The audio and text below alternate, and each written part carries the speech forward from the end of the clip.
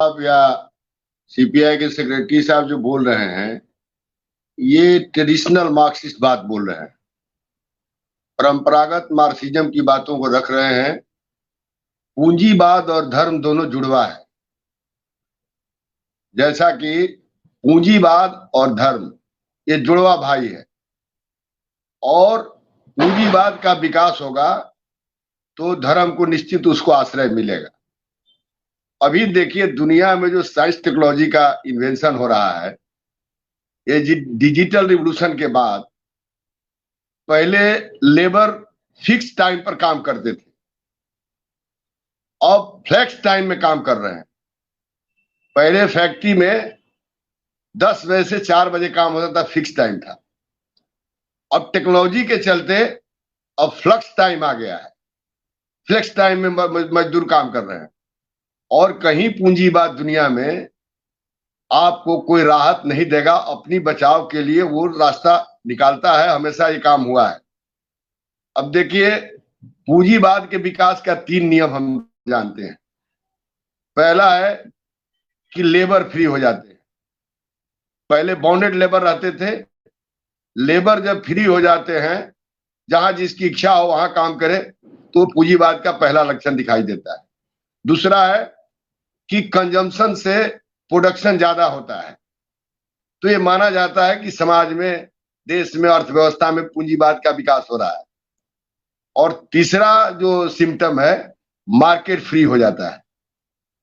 अभी जो 2 शब्द है, पॉवर्टी और एक है इनइक्वालिटी, रोटी कपड़ा मकान, ये सवाल मोटा मोटी दुनिया के अंदर ये प्रॉब्लम नहीं रहा। अब हम 100% नहीं बोल सकते हैं, लेकिन रोटी कपड़ा और मकान की समस्या भारत जैसे गरीब देश में भी बहुमत लोगों के पास है। अब रोटी की क्वालिटी क्या है, मकान की क्वालिटी क्या है, इसको इनइक्वालिटी के रूप में लोग देख रहा है। इनइक्वालिटी बढ़ रहा है, इससे हम सहमत हैं, लेकिन पॉवर्टी नहीं बढ़ रही।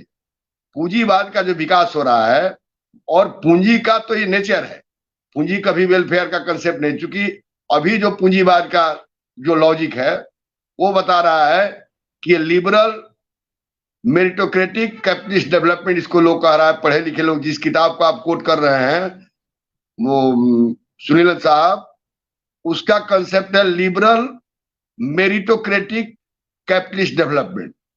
पहले था क्लासिक कैपिटलिस्ट डेवलपमेंट। लेकिन इकोनॉमी के साथ कल्चर को समझना बड़ा जरूरी है, और हम मार्क्सिस्ट लोग इंडिया के कल्चर को नहीं समझ सके, इसके चलते बहुत पिछड़ गए। बहुत मौका मिला, लेकिन हम लोग उसको पकड़ नहीं पाए। कल्चर जो है वो बहुत इंपॉर्टेंट चीज है, और हिंदुस्तान में जो कल्चर है, आप जानते हैं कि 2 सभ्यता से बनी हुई कल्चर है। और यहाँ पर आर्य और द्रविड़ 2 ही संस्कृति थी। आर्यों के प्रादुर्भाव के बाद जब द्रविड़ों से शादी का रिश्ता शुरू हो गया, तो बहुत सारा चीज चेंज हुआ। तो जी, दुनिया के अंदर जो राइटिस्ट ट्रेंड दिखाई दे रहे हैं, ये कोई नई चीज नहीं है, ये हमेशा होते रहा है। दूसरी चीज कि वेलफेयर का कंसेप्ट कैपिटलिज्म का ही कंसेप्ट है, ये मार्क्सिस्ट कंसेप्ट नहीं है कि वेलफेयर स्टेट चलाया जाए। तो हमारा कहना है कि पूंजीवाद जो सीडो उसको कह रहे हैं वेलफेयर का कंसेप्ट, तो अब हम तो इस इकोनॉमी में जो हमारा IMF का शर्त है, WTO का शर्त है, आपका वर्ल्ड बैंक का शर्त है, उसमें तो वेलफेयर का कंसेप्ट नहीं है। और पूंजीवाद का इस संकट बढ़ने से, पूंजीवाद से ज्यादा ये लोकतंत्र का संकट बढ़ रहा है। सुनीलम जी, ये लोकतंत्र का गहरा संकट है कि पूंजीवाद बराबर समता को रोकता है, विषमता को बढ़ाता है। कैपिटलिज्म हमेशा जो है इनइक्वालिटी को, गैप को बढ़ाता है, और लोकतंत्र बराबर इक्वालिटी को, उसको ये करता है। समता की लड़ाई का हथियार डेमोक्रेसी है, लोकतंत्र है, और विषमता का हथियार कैपिटलिज्म है, पूंजीवाद है। तो पूंजीवाद जब मजबूत हो रहा है, तो देश में, दुनिया में लोकतंत्र भी कमजोर हो रहा है। तो अभी तो पूंजीवाद के मजबूती के साथ लोकतंत्र कमजोर हो रहा है। इतना आर्थिक संकट है, इतनी बेरोजगारी है, इतने जिलत जलाल में लोग जी रहे हैं, आंदोलन क्यों नहीं हो रहा है? क्यों लोग खड़े नहीं हो रहे हैं?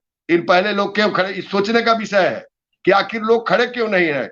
इतनी चर्चाएं हो रही है, बहुत सारे लोग काम कर रहे हैं, पूरा देश में कई संगठन काम कर रहा है, लेकिन लोग इकट्ठे क्यों नहीं हो रहे हैं। भाई पूंजीवाद थोड़े करेगा कि धर्म को नहीं यूज करेगा, ये तो हमेशा यूज करता है। जो इंग्लैंड में भी जब वो मूवमेंट हुआ तो चर्च में और स्टेट में फाइट हुआ। तो हमारा कहना है कि पूंजीवाद कभी भी लोकतंत्र की हिफाजत का औजार नहीं है। लोकतंत्र तो जनता के चेतना और उसके संघर्षों के बदौलत जो है वो खड़ा रहता है, और मनुष्य का सदियों का इतिहास जो है संघर्ष का इतिहास है। संघर्ष क्यों कमजोर पड़ रहा है, सोचने का विषय है कि हम लोगों का संघर्ष क्यों इसमें हम कमजोर हो लोग रहा है। और आगे चर्चा आगे इसके ऊपर करते हैं, क्योंकि मेरा जो सवाल था, अब भाषा सिंह जी आ गई हैं, कुछ वक्त के लिए आई हैं, कम वक्त के लिए। एक तो आपने जो डिजिटलाइजेशन की बात की थी, तो उसने ये स्थिति पैदा कर दी कि दुनिया का 16% जो है जीडीपी अभी उसी के से आ रहा है। एक नया एक किस्म का जो इकोनॉमिक सिस्टम के अंदर जो इनपुट हुआ है टेक्नोलॉजी के चलते।